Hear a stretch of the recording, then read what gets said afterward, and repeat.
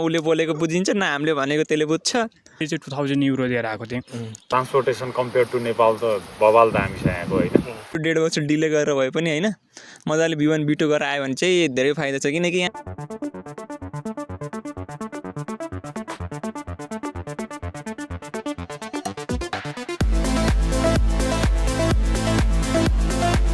सुरुमा चाहिँ सबै मेरा साथीले आफ्नो बारेमा इन्ट्रोडक्सन दिन्छन् र कुन कोर्समा आएको हो त्यसको बारेमा बताउनेछन्। ल सुरुमा चाहिँ भुवन तिमी आफ्नो बारेमा यसो बताइदेऊ। हेलो नमस्ते, मेरो नाम भुवन अधिकारी अनि अहिले चाहिँ म मास्टर्स गर्दैछु, masters in natural language processing trier युनिभर्सिटीमा। फर्स्ट सेमेस्टर चाहिँ सक्यो, 6 महिना भयो आएको पनि, अनि यो हप्ताबाट चाहिँ सेकेन्ड सेमेस्टरको क्लास स्टार्ट हुँदैछ। र मेरा अर्का जुट्टी छन्, हामी चाहिँ ब्याचलरदेखि नै सँगै इन्डियामा पढेको साथी, उनले आफ्नो बारेमा केही बताउँछन्। हेलो म चाहिँ निश्चल बस्याल, मैले पनि masters in natural language processing university of ट्रियरमा गरिरहेको छु। अहिले चाहिँ मेरो सेकेन्ड सेमेस्टर चालु छ, दिस इज जस्ट 1 विक। अहिलेसम्म चाहिँ सबै ठिकै छ। र हामी अब एआईबाट बाहिर अर्को छुट्टै कोर्स चाहिँ हाम्रो दाइको छ, उहाँले आफ्नो बारेमा बताउनुहुन्छ। हेलो, मेरो नाम जयशङ्कर उपाध्याय, म चाहिँ masters in sustainability management and economics पढ्दैछु। म पनि विन्टर सेमेस्टरको लागि आएको थिएँ र अहिले चाहिँ मेरो सेकेन्ड सेम सुरु भइरहेछ। ल सुरुमा चाहिँ निश्चल तिमीले बताइदेऊ, नेपालमा अब कस्तो एक्सपेक्ट गरेर आएको थियौ, जर्मनी यस्तो हुन्छ उस्तो हुन्छ भनेर, र यहाँ आउँदाखेरि कस्तो फिल लाग्यो तिमीलाई? एक्सपेक्टेसन चाहिँ मैले चाहिँ जर्मनीमा सुरुमा चाहिँ ओभरै गरेको थिएँ, तर पछि आउने बेला चाहिँ बिस्तारै बिस्तारै चाहिँ एक्सपेक्टेसन गर्दै गएको थियो नेपालमै कि I will have to struggle. Main भनेको त एक्सपेक्टेसन भनेको ल्याङ्ग्वेज रिक्वायरमेन्ट धेरै खतरनाकै रहेछ यहाँ, जुन हामीले नेपालमा एक्सपेक्ट गरेको थियौँ अलिअलि जाने A1 A2 गरेपछि हुन्छ भनेको, बट गोतेमा लापरवाही गरेको अलि गोतेमा चाहिँ लापरवाही गरेको, अनि नेपालमा पनि त्यो हुन्छ नि आतुरी हुन्छ नि भिजा लगाएर कथेर त्यो कहिले उडिन्छ या त्यो भन्ने हुन्छ नि। यहाँ चाहिँ ल्याङ्ग्वेज रिक्वायरमेन्ट चाहिँ बरु 1 वर्ष बरु 1.5 वर्ष डिले गरेर भए पनि होइन मजाले B1 B2 गरेर आयो भने चाहिँ धेरै फाइदा छ किनकि यहाँ एभ्रिथिङ जब पढाइ लिभिङ सर्कल होइन, अब एभ्रिथिङ म्याटर चाहिँ ल्याङ्ग्वेज गर्छ कि अब इन द जब पनि यदि तिम्रो राम्रो ल्याङ्ग्वेज छ, तिमी राम्रो बोल्छौ भने चाहिँ तिम्रो ग्रोथ पनि राम्रो हुन्छ। You will get a priority to work भन्नाले तिम्रो अब सेफहरूदेखि लिएर भन्नाले काम गर्ने अर्बाइटरहरूले पनि प्रिफरेन्स दिन्छन् तिमीलाई होइन, यदि भाषा जाने हो भने। नत्र त्यो रोबोट जस्तो चुप्पा लाएर त्यो रिपिटेसन हुन्छ काम पनि, त्यो न उसले बोलेको बुझिन्छ न हामीले भनेको त्यसले बुझ्छ, त्यो मेसिन जस्तो भइन्छ। अनि दोस्रो भनेको चाहिँ अब फिल्ड जब। अनि ल मैले तिमीलाई चाहिँ उसको बारेमा सोध्न मन लाग्यो, पढाइको बारेमा। तिमीले नेपालमा नि पढ्यौ 12सम्म र ब्याचलर इन्डिया गऱ्यौ 4 वर्ष र अहिले मास्टर चाहिँ जर्मनीमा गर्दैछौ। तिमीलाई 3टा मध्येमा अब पढाइको डिफ्रेन्स कस्तो लाग्यो 3 ठाउँमा, र कहाँ डिफिकल्ट लाग्यो, के कस्तो लाग्यो पढाइ? जर्मनीको कस्तो डिफिकल्ट छ, इजी छ? पढाइ चाहिँ होइन कोर्स कन्टेन्ट अब डिपेन्ड्स। अहिले मैले मास्टर्स इन मेरो चाहिँ NLP हो होइन, I know the basic stuff machine learning, but yeah होइन आफ्नो देशमा भन्दा त आफ्नो देशमा चाहिँ मजाले चुप्प लगाएर बसेर खानी पढ्ने मात्रै हुन्छ। यहाँ चाहिँ धेरै कुरा म्याटर गर्छ, आफ्नो अर्निङ लिभिङ कस्ट मेन्टेन गर्नुपर्छ होइन। त्यसले गर्दा चाहिँ धेरै कुराहरूले त्यो फोर्स गर्छ क्या आफूलाई। तर पढाइ चाहिँ त्यही हो, पढाइ चाहिँ अब सिरियसली नै पढ्नुपर्छ, टफ त छ नै, but if you know the तपाईँ भन्नाले तपाईँ या के जे पढ्न आउँदै हुनुहुन्छ कोर्स कन्टेन्ट थाहा छ। मैले चाहिँ मेरो बिटेकमा लास्ट सेमेस्टर चाहिँ अलि राम्ररी जो आफ्नो फिल्डको पढेको थिएँ, त्यही भएर चाहिँ हल्का सजिलो भयो पास हुनु है, not to get a great score होइन। यहाँ सबैभन्दा ठुलो सर्भाइभल भनेकै पास हुनु छ पहिला कोर्समा, CTS अन गर्ने हो होइन। मेन च्यालेन्ज अब खतरा 1 ल्याएर या खतरा 99 हानेर पास, त्यो भनेको एकदम मिसन इम्पोसिबलै छ काम गर्दै पढ्दै गर्नलाई चाहिँ। बट यहाँ पढाइ चाहिँ गाह्रै छ, सिरियसली पढ्ने सोच्यो भनेर आउनुपर्छ। यदि कोर्स कन्टेन्ट थाहा छैन भने चाहिँ यहाँ आएर कमाउने पढ्ने भन्ने चाहिँ त्यो एकदम सुपर हार्ड हुन्छ यहाँ चाहिँ। अनि इक्जाम दियो भर्खरै जर्मनीको, अब बाहिरतिर त जर्मनीको इक्जाम खत्रै छ भन्ने हुन्छ नि त, तिमीलाई चाहिँ कस्तो लाग्यो?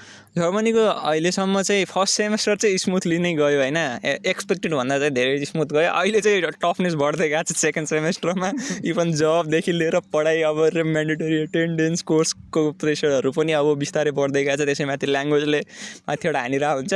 सो इक्जाम चाहिँ रिटर्नै हुन्छ प्रपर अब हाम्रो युनिभर्सिटीमा चाहिँ नेपालमा जस्तो, तर त्यही हो नेपालमा जस्तो क्वेसन पेपर क्वेसन छुट्टै पेपर छुट्टै हुँदैन, पेपरमै क्वेसन लेखेर आएको हुन्छ, त्यो ग्याप हुन्छ, त्यो ग्यापमा एन्सर भर्ने हो, आफ्नो हिसाबले लेख्ने हो। त्यो क्वेसन पेपर लिक पनि हुँदैन नेपालमा जस्तो चाहिँ, त्यो मोडल क्वेसनहरू अलरेडी त्यो पहिला पास्ट क्वेसनहरू चाहिँ दिएर अनि त्यो प्र्याक्टिस गरेर पास हुन्छु भन्ने नै हुँदैन। यहाँ मोडल क्वेसन पब्लिसै गर्दैन युनिभर्सिटीले, लिक त्यो यदि बाहिर आयो भने पनि लिक त्यो इक्जाम फल्टी डिक्लेयर गर्छ। सो सबै एकदम मजाले जानेर इक्जाम दिनुपर्छ, नत्रै चाहिँ सकिन्न पास हुन।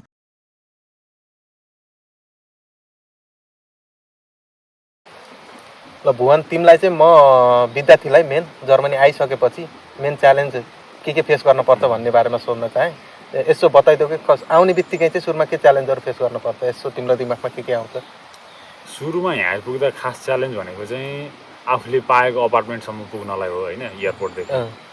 अब नेपालबाट आउँदैमा यहाँको सेमेस्टर टिकट पहिले लिएर राखेको छ भने चाहिँ सजिलै आउन पाइन्छ, फ्रीमै एयरपोर्टदेखि नै रुमसम्मै पुग्न खासै गाह्रो पर्दैन होइन। तर सेमेस्टर टिकट छैन भने चाहिँ कि त ट्रेनमा पैसा तिर्नु पऱ्यो कि त ट्याक्सीमा आउनु पऱ्यो होइन। मेन च्यालेन्ज चाहिँ त्यही नै हो। अनि रुम फिक्स भएपछि रुमको सेटल भइसकेपछि चाहिँ खासै प्रब्लम हुँदैन। अनि ट्रान्सपोर्टेसन चाहिँ तिमीलाई कतिको ठिक लाग्यो? यहाँको गाडी साडी ट्रेनको ट्रान्सपोर्टेसन कतिको डिफिकल्टी हुन्छ कि सजिलो कतिको? ट्रान्सपोर्टेसन कम्पेयर टु नेपाल त बवाल दामी छ यहाँको होइन। जहाँ मान्छे छ त्यहाँसम्म ट्रान्सपोर्टेसन, पब्लिक ट्रान्सपोर्ट, त्यही पनि स्टुडेन्टहरूको लागि चाहिँ फ्री नै छ।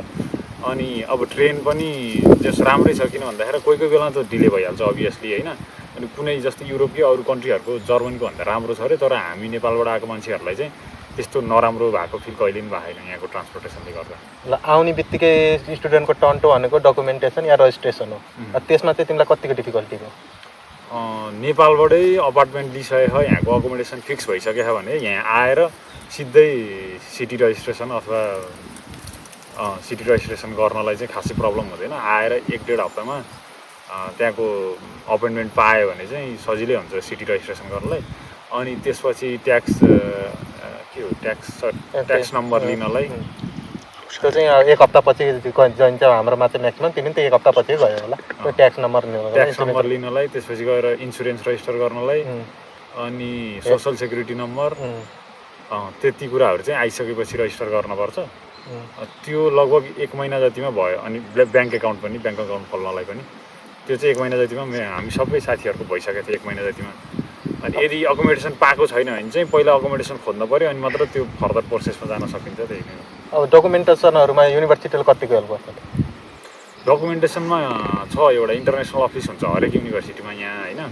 त्यहाँ गएर सोध्यो भने आफूलाई परेको प्रब्लमहरू उनीहरूले सबै भनिदिन्छ। इन्टरनेसनल स्टुडेन्टहरूलाई के प्रब्लम पर्छ त्यो उनीहरूले दिन्छ। जस्तै सिटी रजिस्ट्रेसन गर्न, ब्याङ्क एकाउन्ट खोल्न, अकोमोडेसन पनि पाएको छैन भनेदेखि उनीहरूले केही टाइमलाई होटलमै पनि कति ठाउँमा व्यवस्था गरिरहेको हुन्छ।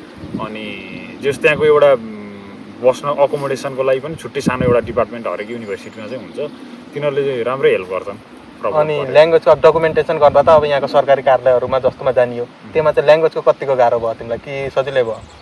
खासै त्यस्तो मैले त्यो अफिसतिर अथवा स्टोरतिर होइन त्यस्तो ठाउँहरूमा चाहिँ ल्याङ्ग्वेजको खासै प्रब्लम मैले देखाएको छैन जेनरल लाइफ बाँच्नलाई चाहिँ होइन। किन भन्दाखेरि यिनीहरूलाई पनि थाहा नि त यहाँ कि इमिग्रेन्ट्स आउँछन् भनेर त्यो खाले बनाएको नि त। त्यहाँको काम गर्ने मान्छेहरू पनि इङ्ग्लिस बोल्न सक्ने नै छन्। प्रब्लम भनेको चाहिँ त्यही जबमा चाहिँ रिक्वायरमेन्ट हुन्छ क्या कि हामी यहाँको लोकलसँग बोल्नुपर्छ। अनि सबै लोकलले जाने हुन्छन् भन्ने हुँदैन होइन इङ्ग्लिस। अनि त्यस्तो केसमा चाहिँ जब गर्ने हो भने चाहिँ अनि त्यहाँबाट त्यतिखेर चाहिँ जर्मन माग्ने हो। नत्र इन जेनरल जब नगरिकन लाइफ जिउने हो भनेदेखि यहाँ खासै जर्मन रिक्वायर्डै होइन। तिम्रो ओभरअल भनौँ 6 मन्थको एक्सपिरियन्स चाहिँ कस्तो रह्यो त जर्मनको? सबै पढाइदेखि लिएर सबै घुमघाम यताउति सबै गर्दा कस्तो भयो? म त एभरेजमा राम्रै भन्छु होइन। तर प्रब्लम के भन्दाखेरि अहिले अब जस्तो त्यो चाहिँ जर्मनीमा मात्रै डिपेन्ड पनि गर्दैन होला। अरू अहिले वारसार भइरहेको इरान, इजरायल, युएसको, अनि त्यसपछि यता रसिया, युक्रेनको, तिनीहरूले गर्दाखेरि चाहिँ यहाँको पोलिसीदेखि लिएर यहाँको इकोनोमी सबैमा इफेक्ट गरेछ नि त। हो त्यसले गर्दा चाहिँ अलिकति प्रब्लम भयो। नत्र इन जेनरल जर्मनी राम्रै छ अनि राम्रै एक्सपिरियन्स भइरहेको अहिले। अर्को चाहिँ यिनी आइटी फिल्डबाट आएका हुन् र तिनको पार्ट टाइम जबको बारेमा र जबको बारेमा कुरा गर्छु, तर योमा होइन अर्को भिडियोमा। हजुरहरूले राम्रै लाइक गर्नु हो भने चाहिँ उसको आइटी एक्सपिरियन्स 3 वर्ष लिएर आएका हुन्, उनको छुट्टै कहानी छ यहाँ आइटी फिल्डको बारेमा। यदि हजुरहरूले जान्न चाहनुहुन्छ भने चाहिँ त्यो चाहिँ मैले अर्को भिडियोमा बनाउने छु।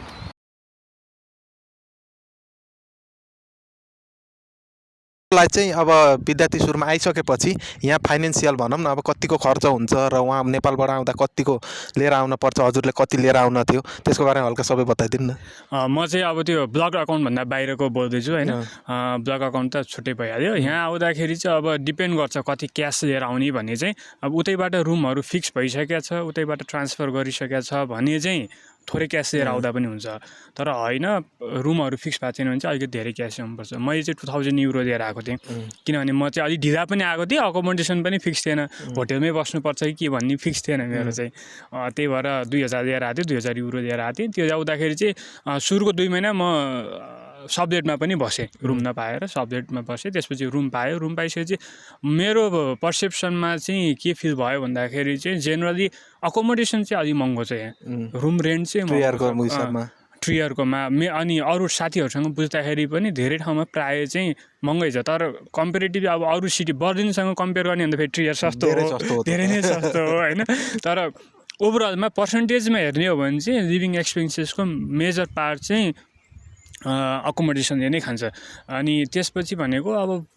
फुडिङ कस्ट चाहिँ लगभग 150 जस्तोमा भ्याइन्छ मन्थली चाहिँ 150 जस्तोमा चाहिँ ग्रोसरिजहरू यिनीहरू चाहिँ एभरेजमा भ्याइन्छ र अर्को भनेको इन्सुरेन्सहरू रेडियो ट्याक्सहरू यिनीहरू गरेर लगभग 150 जस्तो हुन्छ ओभरअल गर्दा कति 700 ओभरअल 750मा चाहिँ एउटा नर्मल लाइफ जिउने पनि हुन्छ अब होइन दिनकै दारू खान्छु चुरोट खान्छु भन्ने हो भने अब त्यो एक्सपेन्सेस फरक हुन्छ होइन तर जेनरल लिभिङको लागि चाहिँ 700 to 750 हुन्छ भन्दा यो भनेको के हो भने ब्लक अकाउन्टबाट हामीलाई 992 आउँछ यति राम्रोसँग प्रपर वेमा खर्च गर्ने भने ब्लक अकाउन्टबाटै आएको पैसा पनि जोगाउन सकिन्छ अनि जब गऱ्यो भने त अभियसली सेभिङ अझ राम्रो नै हुन्छ हजुर लगभग आउनु पर्ने अक्टोबर 2 महिना ढिलो डिसेम्बरमा आउनुभयो भिजा ढिलो पाएर हजुरलाई ढिलो आउँदा चाहिँ कतिको गाह्रो पर्यो ढिलो आउँदा मेन प्रब्लम भनेको चाहिँ अब फाइदा र बेफाइदा दुइटै हुन्छ जस्तो पनि लाग्यो मलाई चाहिँ किन फाइदा चाहिँ इन द सेन्स के भन्दाखेरि सुरुको इन्टेककै बेला आउँदाखेरि धेरै स्टुडेन्ट हुन्छ इन्टरनेसनल अफिसदेखि सबैले फोकस गर्नुपर्ने मान्छे धेरै हुन्छ होइन अनि ढिलो आउँदाखेरि चाहिँ म एक्लै भएँ अब मलाई फोकस गर्ने मान्छेहरू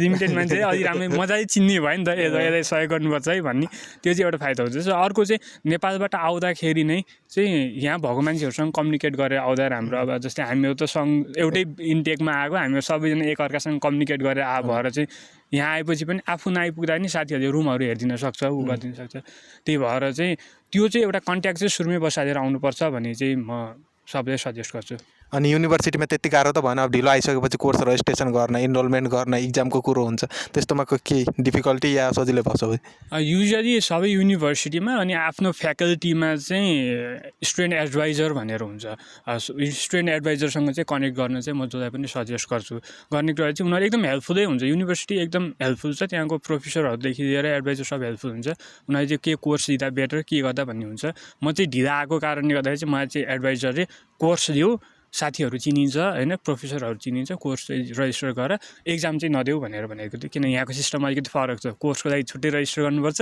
एक्जामको लागि छुट्टै रजिस्टर गर्नुपर्छ मैले एक्जाम रजिस्टर चाहिँ गरिनँ कोर्स रजिस्टर गरेँ साथीभाइहरू चिनेँ र स्मुथली नै गयो अनि त्यसपछि कोर्स रजिस्ट्रेसनको लागि प्रब्लम हुँदैन तर सिक्न पनि पाएँ तर एक्जाम त अब फुल कन्फिडेन्स नभइकन दिने कुरो पनि आएन किनभने यहाँ चाहिँ कम्पलसरी छैन अनि 3 चोटि मात्र चान्स हुन्छ फेरि 3 चोटि भन्दा 3 चोटि फेल भइसकेपछि फेरि पढ्न पाइँदैन त्यही भएर नै मध्यनजर गर्दा चाहिँ एक्जाम चाहिँ दिइनँ मैले चाहिँ